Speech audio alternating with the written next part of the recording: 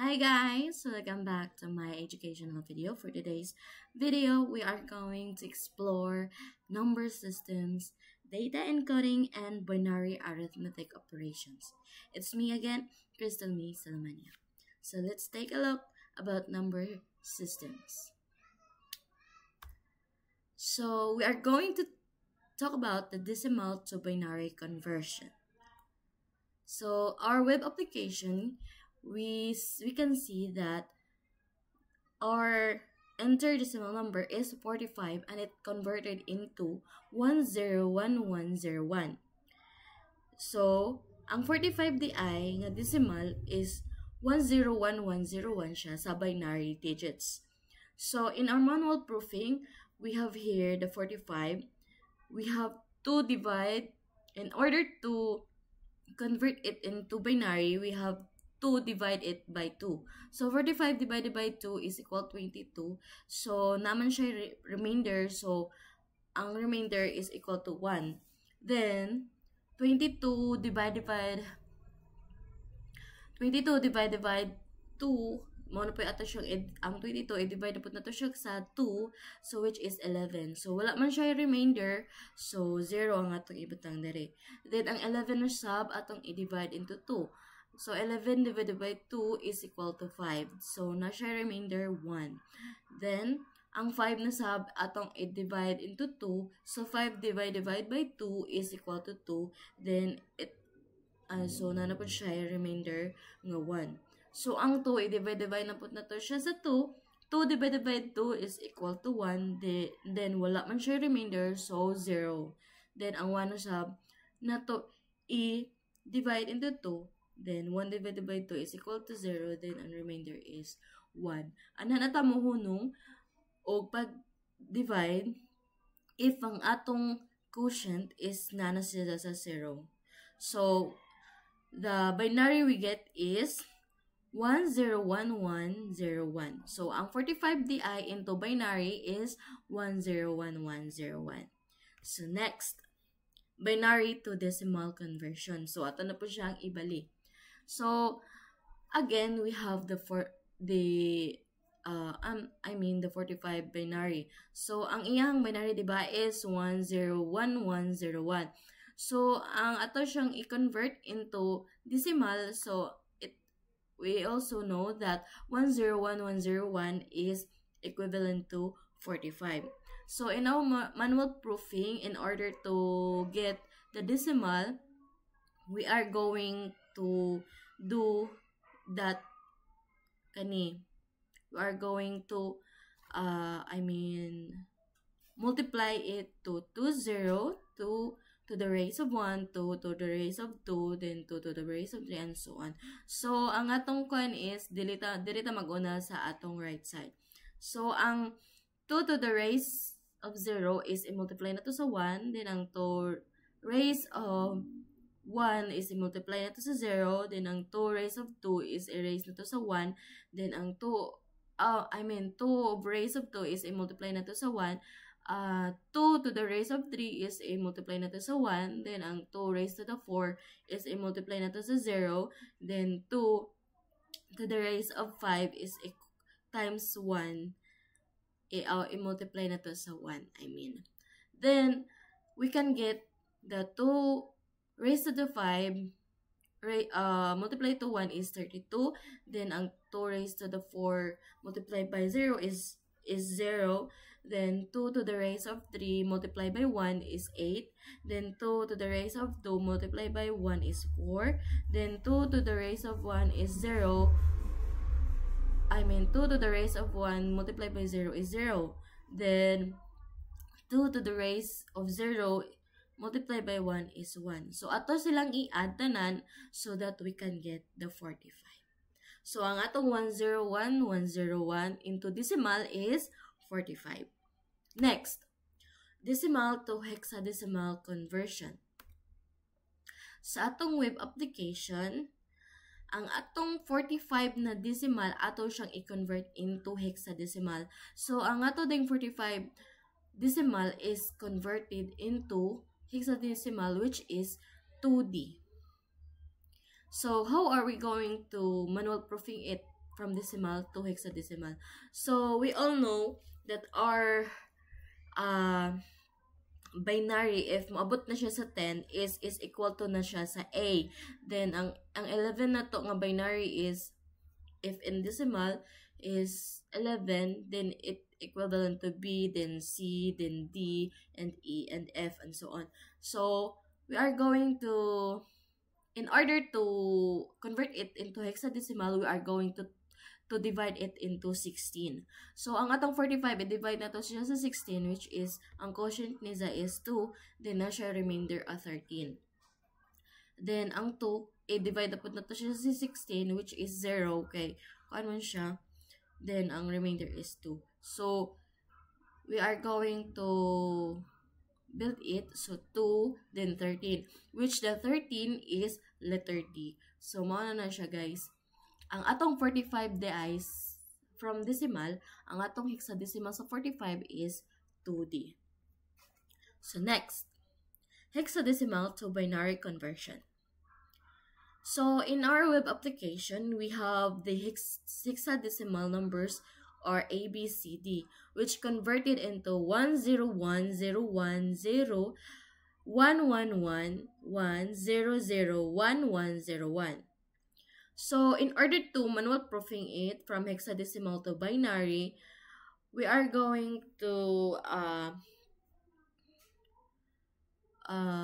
get the 4 bits of each. So, ang 1010, 1011, 1100, 1101, ato siyang ibahin-bahin into 4. So, ang 1010 is equal to A, ang ang A is equal to 1010, then ang B is 1011, and C is 1100, then ang letter D is 1101.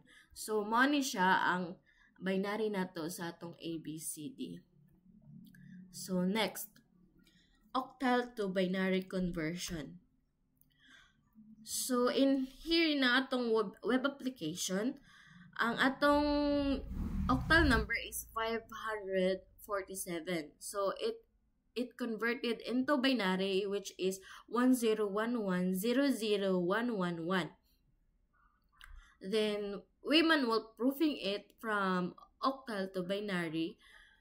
Ang atong 5 is equal to, na to siya into 3 bits. So, ang 5DI is 101. Then, ang 4 na to is 100. Then, ang 7 is 111.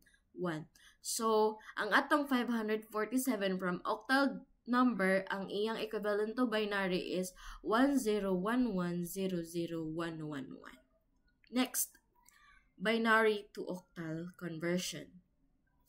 So, here, sa atong web application, we have the number 1101-01011, and it converted into 653 or 653 octal number.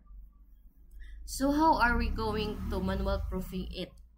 So from binary 1101-01011, we are going to ibahin-bahin na to siya into 3 so that we can get the binary. So, ang 110 di is equivalent to 6, then ang 101 is equivalent to 5, then ang 011 is equivalent to 3. So that we can get 653 or 653 in octal number. Next. Part 2 na ta. Data encoding na sub. So, first is ASCII to base64 conversion. So here in our web application, we have the string is Crystal Me, which is my name. So it encoded to Q3J, Q which is the big letter, then 3, then J is big letter, then P and C nga small letter, then 3, then big letter R, 5, B, small letter, C, B, N, Y, W, U, and the padding is equal. So in here, in our manual proofing, we are going to get the ASCII equivalent of our, I mean the decimal equivalent, di aram netong ASCII, no? Ang ato, I mean this is the our decimal. We get the decimal equivalent of our name or letters from the ASCII table. So, ang atong CDI is equivalent to 67 decimal. Ang R is 140, ang I is 105, ang S is 115, ang T is 116, ang Y is 121, ang L na to is 108, then ang space is 32, ang M nga dako is 77, ang A is 97, ang E is 101. So, ang equivalent dahil sa atong C or the 67 decimal is 01000011, sa atong R is 01110010, then sa atong I is 01101001, then sa atong S is 01110011, then ang our T is 01110100, then ang Y na to is 01111001, ang L naman na to is 01101100, then ang space is equivalent to 0010000. Ang M naman nga dako, which is 77, is 01001101. Ang A nga gamay is 01100001. Ang E nga gamay is 01100101. Then, we are going to bahin-bahin na to into 6-bit chunks. So, mauna ni siya na kung ano na to siya into 6-bit chunks, which is ang atong first 6-bit chunks is equivalent to 16, then ang next one is 55, then ang next one is 9, then ang next one is 41, then ang 28, ang next is 55, then next is 17, and then ang next is 57, and then ang next is 27, then next 2, then 1, 13, 24, 22, and 20. So here, atong kwaon ang equivalent sa atong decimal into base 64. So, ang equivalent din nato sa atong 16 is equal to Q, ang 55 is 3, ang 9 is J nga dako, ang 41 is P nga gamay, 28 ay C nga gamay, 55 is equal to 3, 17 is equal to R nga dako, 57 is equal to 5, 27 is equal to B nga gamay, 2 is equal to C nga dako, 1 is B nga dako, 13 is equal to N nga dako, 24 is equal to Y nga dako, 22 is equal to W nga dako, and 20 is equal to U. Nganong diri sa atong kuan is naman siya equal. Kay ngano man? Kay ang atong binary is kulang siya, so we are going to have padding, so naa siya equal. That's it. Next, base 64 to ASCII conversion. So, again, dire atong dito sa atong from ASCII to base 64, atong gikuha na pud ang base 64 ni siya nga result. So, mo na ni siya. Then, ato na pud siyang i-decode into ASCII. So, mo na ni siya crystal me. Then, sa atong manual proofing, bahin-bahin na sab na to. Ang atong nakuha nga kuan into 8-bit. So, mauna ni siya. Ang atong first nga 8-bit is 67, which is equal to ASCII C, then 142 which as R, 105, muna na siya, and so on. Muna na ang atong manual proofing nga nakuha. Next, image to base 64 conversion. Here sa atong web application, mo niya ang atong image, then ato siyang gikuan into base 64. So mao na ni siya, taas pa din ni siya, wala na ako gikuan. So mao na guys, I don't have a manual proofing it because it's so critical. Sorry for that. Then sa part 3 na po ta, which is the binary arithmetic operations. So first is binary addition operation. Oops. Sa atong web application, we have the 1011 plus 1101. then gi-calculate niya, then our result is 11000. So, we're going to manual proofing it. So, in here, we have our manual proofing picture. So, 1011 plus 1101, 1101. So, 1 plus 1 is 01. So, carry 1. So, 101, naman tayo carry 1. So, 01 na po. So, 0 plus 1, na po siya carry 1. So, 01. Carry na po. 1 plus 1 plus carry 1 is equal to 1, 1. So, that's we have, ang atong 1011 plus 1101 is equivalent to 11000. Next, binary subtraction operation. Here, in our web application, we have 1001 minus 0110. So, iyang gi-calculate, ang iyang result is 11. So, here, sa atong manual proofing, we have 1001 minus 0110. So, 1 minus 0 is equals to 1. Then, 01. So, we have to borrow here so that we can get 10. So, 10 minus 1 is 1. Then, kanina po 01. So, wala naman siya, mo carry na po siya diri. So, kuan man siya is, mapabili na lang siyang 1. So, 1 minus 1 is 0. Diba? So, diri, mahimo na ni siya siyang 0. So, mo nang ato na lang siyang diretso 0. Diba? Next, binary multiplication operation.